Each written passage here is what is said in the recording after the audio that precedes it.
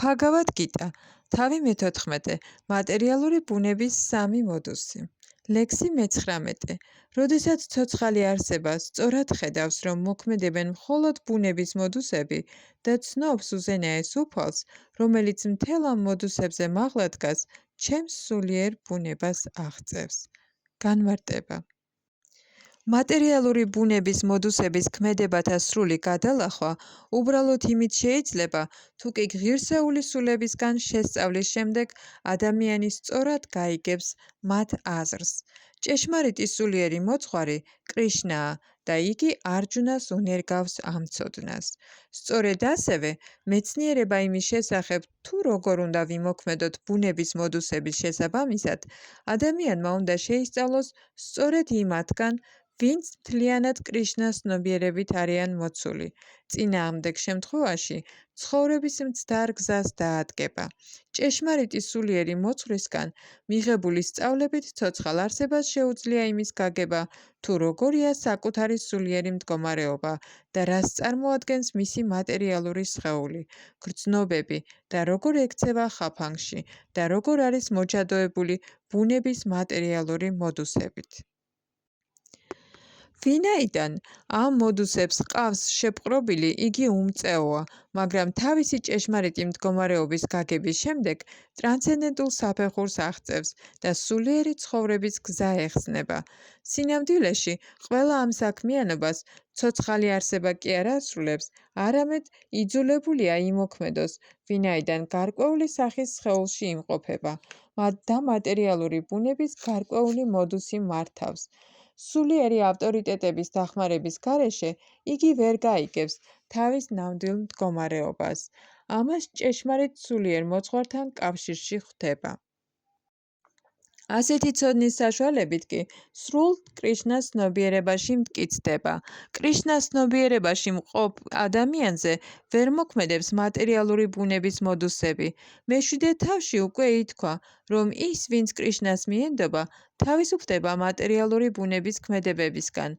მატერიალური ბუნების ზეგავლენა თანდათანობით სცილდება მას, ვინც ჭეშმარიტ შუქზე ხედავს მოვლენებს. ლექსი მე-20. როდესაც ხორცშესხმული არსება მატერიალურ სხეულთან დაკავშირებულ ამ სამ მოდუსზე ამაღლდება, თავს აღწევს დაბადებას, სიკვდილს, სიბერესა და გაჭირვებებს და ამ ცხოვრებაშიც კი იგემებს ნექტარს. განმარტება. ამ ლექსში განმარტებულია ამ სხეულში ყოფნისას როგორ შეიძლება სრული კრიშნას ცნობიერების ტრანსცენდენტულ მდგომარეობაში ყოფნა. სანსკრიტული სიტყვა დეჰი ნიშნავს ხორცშესხმულს. მიუხედავად იმისა, რომ სული შეიძლება მატერიალურ სხეულში იმყოფებოდეს, სულიერი ცოდნის განვითარებით მას ბუნების მოდუსთა გავლენის თავის დაღწევა ძალუძს. მას ამ სხეულშიც კი შეუძლია სულიერი ბედნიერებით დატკბობა, ვინაიდან მისი დატოვების შემდეგ აუცილებლად სულიერ ზეცაზე მიდის. მაგრამ ამ სხეულშიაც კი იგი სულიერი ბედნიერებით შეძლებს დატკბეს. სხვა სიტყვებით რომ ვთქვათ, კრიშნას ცნობიერებით შესრულებული ერთგული სამსახური მატერიალური ტყვეობისგან განთავისუფლების ნიშანია. ეს მე-18 თავში იქნება განმარტებული. როდესაც ცოცხალი არსება თავისუფლდება მატერიალური ბუნების მოდუსებისგან, იგი ერთგულ სამსახურს იწყებს. ლექსი 21. არჯუნა მიკითხა: ო ჩემო ძვირფასო უფალო, რა ნიშნებით უნდა იცნო ის, ვინც გადალახა ეს სამი მოდუსი, როგორ იქცევა და როგორ გადალახავს ბუნების მოდუსებს? განმარტება. ამ ლექსში არჯუნას შეკითხვა მეტად მართებულია. მას უნდა იმ პიროვნების ნიშნების გაგება, რომელიც ამაღლებულია მატერიალურ მოდუსებზე. თავიდან იგი ასეთი ტრანსცენდენტული პიროვნების ნიშნების შესახებ კითხულობს. როგორ უნდა გავიგოთ, რომ ცოცხალმა არსებამ უკვე დააღწია თავი მატერიალური ბუნების მოდუსების ზეგავლენას? მეორე კითხვა ეხება იმას, თუ როგორ ცხოვრობს და რას საქმიანობს იგი მოწესრიგებულია თუ არა მისი საქმიანობა. შემდეგ არჯუნა კითხულობს იმის შესახებ, თუ რა საშუალებით შეიძლება ტრანსცენდენტული ბუნების მიღწევა. ეს უაღრესად მნიშვნელოვანია. თუ კი ცოცხალ არსებას არ ეცოდინება უშუალო ხერხები, რომლებითაც მუდამ ტრანსცენდენტულ მდგომარეობაში ყოფნა შეიძლება, იგი ვერ გამოავლენს ასეთ ნიშნებს. არჯუნას მიერ დასმული ყოველი ეს კითხვა მეტად მნიშვნელოვანია და უფალიც პასუხობს მათზე. ლექსები 22-25. ღმრთების უზენაესმა პიროვნებამ თქვა: ო პანდუს შვილო, ის ვისაც არ სძულს გასხივოსნების, ვიჯაჭვულობისა და ილუზიის მოსვლა და ვინც არ შენატრის მათ, როდესაც ქრებიან, ვინც მატერიალური თვისებების ნებისმიერი ურთიერთქმედების მიმართ შეუდრეკელი და უშფოთველია, ნეიტრალური და ტრანსცენდენტული, ვისაც კარგად ესმის, რომ მხოლოდ მატერიალური მოდუსები მოქმედებენ, ვისი ყურადღებაც საკუთარ მეობაზეა მიპყრობილი და ვინც თანაბრად ხვდება ბედნიერებასა და უბედურებას, ვინც მუჭა მიწას, ქვასა და ოქროს ნაჭერს ერთი თვალით შეჰყურებს, ვინც თანაბრად შეჰყურებს სასურველსა და არასასურველს, ვინც მტკიცია და ვინც ერთნაირად ექცევა შექებასაც და საყვედურსაც, პატივსაც და ლანძღვასაც, ვინც ერთნაირად ექცევა მეგობრებსაც და მტრებსაც და აღკვეთილია ყოველგვარი მატერიალური საქმიანობისგან, ამბობენ, რომ ასეთმა პიროვნებამ გადალახა ბუნების მოდუსები. განმარტება. არჯუნამ სხვადასხვა კითხვა წამოაყენა და უფალი რიგრიგობით პასუხობს მათზე. ამ ლექსებში კრიშნა უპირველეს ყოვლისა აღნიშნავს, რომ ტრანსცენდენტულ მდგომარეობაში მყოფ პიროვნებას არ აქვს სიძულვილი და არ ილტვის არაფერს. როდესაც ცოცხალი არსება მატერიალურ სამყაროში, მატერიალურ სხეულშია ხორცშესხმული, უნდა გვესმოდეს, რომ მასზე მატერიალური ბუნების სამი მოდუსიდან ერთ-ერთი ბატონობს. როდესაც იგი სხეულს მიატოვებს, ბუნების მატერიალური მოდუსების მარწუხებს თავს დააღწევს, მაგრამ სანამ მატერიალური სხეულიდან არ გამოვა, ნეიტრალურ მდგომარეობაში უნდა იყოს. ერთგულად უნდა ემსახუროს უფალს, რათა თავისთავად დაავიწყდეს მატერიალურ სხეულთან თავის გაიგავება. როდესაც ცოცხალ არსებას გაცნობიერებული აქვს მატერიალური სხეული, მხოლოდ გრძნობათა დაკმაყოფილებისთვის შრომობს, მაგრამ როდესაც თავის ცნობიერებას კრიშნას ცნობიერებაზე გადაიტანს, გრძნობათა დაკმაყოფილება თავისთავად წყდება. ცოცხალ არსებას არ სჭირდება ეს მატერიალური სხეული და მისი კარნახით მოქმედება. სხეულში მოქმედებს მატერიალური მოდუსების თვისებები, მაგრამ მას, როგორც ტრანსცენდენტულ სულს, ეს მოქმედებები არ ეხება. როგორ შეუძლია ცოცხალ არსებას განზე გადგეს, მას არ უნდა სურდეს არც სხეულით დატკბობა და არც მისგან თავის დაღწევა. ასეთი ტრანსცენდენტული მდგომარეობის მიღწევის შემდეგ ერთგული თავისთავად თავისუფლდება. მას არ ესაჭიროება მატერიალური ბუნების მოდუსების ზეგავლენისგან თავის დაღწევის მცდელობა. შემდეგი კითხვა ტრანსცენდენტულ მდგომარეობაში მყოფი პიროვნების საქციელს ეხება. მატერიალურ მდგომარეობაში მყოფ პიროვნებაზე მოქმედებს ეგრეთ წოდებული პატივი და უპატიობა, მაგრამ ტრანსცენდენტულ მდგომარეობამდე მიღწეულ პიროვნებაზე ასეთი ყალბი პატივი და უპატიობა გავლენას არ ახდენს. იგი კრიშნას ცნობიერებაში თავის მოვალეობას ასრულებს და არაფრად აგდებს იმას, პატივს სცემენ თუ აძაგებენ. ღებულობს იმას, რაც სასიკეთოა კრიშნას ცნობიერებაში მისი მოვალეობის შესრულებისთვის. წინააღმდეგ შემთხვევაში არ სჭირდება არაფერი მატერიალური, არც ქვა და არც ოქრო. ყველას ძვირფას მეგობრად მიიჩნევს, ვინც კი კრიშნას ცნობიერების შესრულებაში ეხმარება და არ სძულს თავისი ეგრეთ წოდებული მტერი. ყველაფრისადმი ერთნაირად არის განწყობილი და ყველაფერს ერთ დონეზე ხედავს, ვინაიდან მშვენივრად ესმის, რომ არაფერი ესაქმება მატერიალურ ყოფიერებასთან. საზოგადოებრივი და პოლიტიკური დისკუსიები არ მოქმედებს მასზე, ვინაიდან კარგად იცის წარმავალი გადატრიალებებისა და არეულობების არსი. თავისთვის არაფერს იკეთებს, ყველაფერს აკეთებს კრიშნასთვის, მაგრამ საკუთარი თავისთვის ხელს არ გაანձრევს. ასეთი საქციელით ცოცხალი არსება მართლაც ამაღლდება ტრანსცენდენტულ დონეზე. ლექსი 26. ის, ვინც ნებისმიერ ვითარებაში, უცვლელად, სრული ერთგული სამსახურით მემსახურება მე, უმალ გადალახავს მატერიალური ბუნების მოდუსებს და ასე აღწევს ბრაჰმანის დონეს. განმარტება. ეს ლექსი პასუხია არჯუნას მესამე კითხვაზე, რას საშუალებით შეიძლება ტრანსცენდენტული მდგომარეობის მიღწევა. უკვე განმარტებული იქნა, რომ მატერიალური სამყარო მატერიალური ბუნების მოდუსების გავლენის ქვეშ მოქმედებს. ადამიანი ბუნების მოდუსთა ქმედებებმა არ უნდა შეაშფოთოს. ამაზე ფიქრის ნაცვლად შეუძლია ცნობიერება კრიშნას საქმიანობაზე გადაიტანოს. კრიშნასთვის მოქმედებებს ეწოდება ფაქტი იოგა. ანუ მუდამ კრიშნასთვის შრომა. ეს გულისხმობს არა მხოლოდ კრიშნას, არამედ მის სხვადასხვა სრულ ექსპანსიებს, რამას, ნარაიანას და ასე შემდეგ. მას ურიცხვი ექსპანსია აქვს.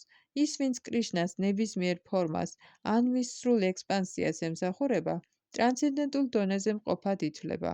უნდა ვთქვათ ისიც, რომ კრიშნას ყოველი ფორმა სრულიად ტრანსცენდენტული, ნეტარი, ცოდნით აღსავსე და მარადიულია. ღმრთების ასეთი პიროვნებები ყოვლის შემძლე და ყოვლის მცოდნენი არიან და ყოველი მათგანი ტრანსცენდენტულ თვისებებს ფლობს. ადამიანი მეფის პირადი თანაშემწე რომ გახდეს, საჭირო ღირსებები უნდა შეიძინოს.